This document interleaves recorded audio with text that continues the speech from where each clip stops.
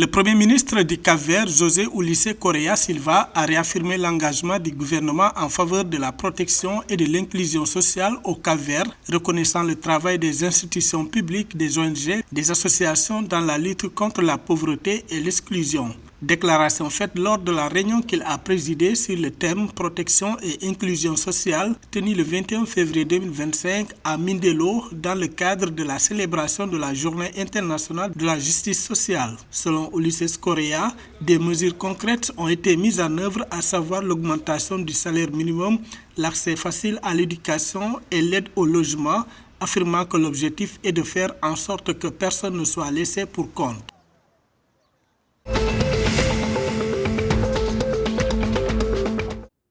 La Confédération des États du Sahel, AES, regroupant le Mali, le Burkina Faso et le Niger, a officiellement inauguré son drapeau ce samedi 22 février 2025 à Bamako, marquant une nouvelle étape dans la construction de cette alliance régionale. D'une forme rectangulaire, le drapeau de la Confédération AES a un fond vert, en son centre le logo de la Confédération. En effet, la couleur verte, souvent associée à la croissance, symbolise l'espoir et la prospérité, la renaissance et le renouveau. Elle représente ainsi les immenses ressources naturelles de l'espace confédéral pour un avenir de prospérité partagée.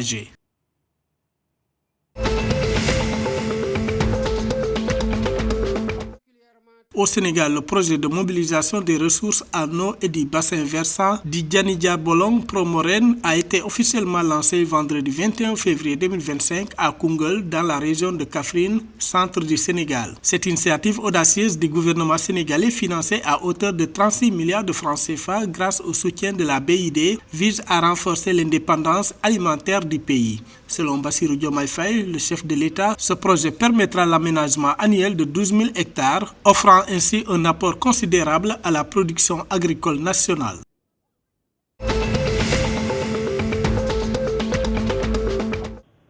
En prévision du Ramadan et du Carême, un nouveau mécanisme a été mis en place par la Guinée pour réguler les tarifs des biens essentiels. D'après un communiqué gouvernemental daté du 21 février 2025, un accord a été établi la veille entre le gouvernement et les commerçants dans le but de maintenir la stabilité des tarifs et d'assurer une fourniture continue pour la population.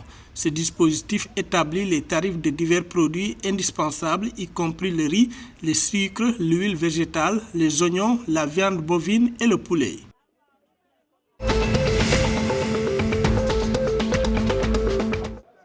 Les Black Kings du Ghana ont subi une courte défaite 1-0 contre le Maroc lors d'un match amical international au stade Père Diego de Casablanca, vendredi 21 février 2025. La première mi-temps s'est terminée avec un score nul et vierge, les deux équipes se créant des occasions de but. Cependant, ce sont les autres qui ont fait preuve de détermination et ont marqué le but vainqueur grâce à Sakina Diki à la 90e minute. Ce match faisait partie de la tournée de préparation des Black Kings au Maroc en vue de la Coupe d'Afrique des Nations féminines 2025. Les Black Kings disputeront un dernier match amical contre l'AS FAR avant de retourner au Ghana.